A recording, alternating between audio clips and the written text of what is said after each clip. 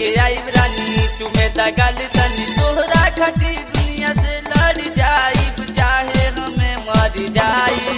पूजवा तो से शादी रचाई प्यार के कहानी बनाई पूजवा तो से शादी रचाई प्यार के कहानी बनाई।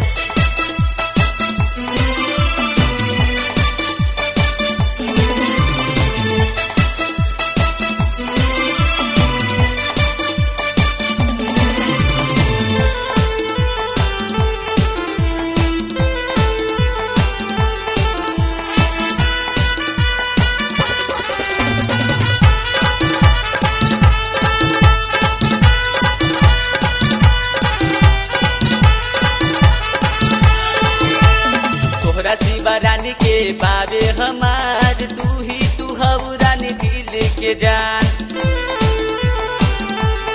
ए हो तोरा शिवा रानी के बाबे हमार तू ही तू हऊ रानी दिल के जान जैया आई डोली मार दे हम गोली जैया आई डोली मार दे हम गोली सबके मुआ देव तो के अपना लेब चाहे जेली चली जाई पूजवा तो से शादी रचाई प्यार के कहानी बनाई पूजवा तो से शादी रचाई प्यार के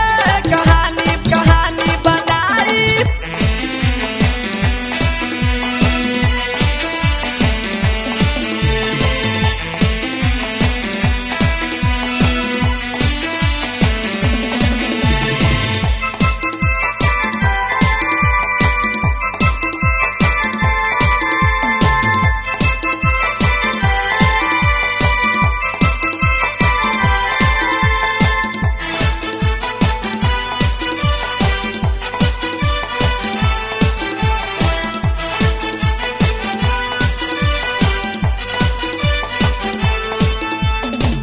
सोनू से बात कराना हई रानी के दा तोहर दीवाना ए मैडम पूजा सोनू से बात कराना हई रानी के दा तोहर दीवाना जैया आई कोना कर दे हम मना जैया आई कोना कर दे हम मना कराना बहाना बिछा के बिछौना तो के चुमा ले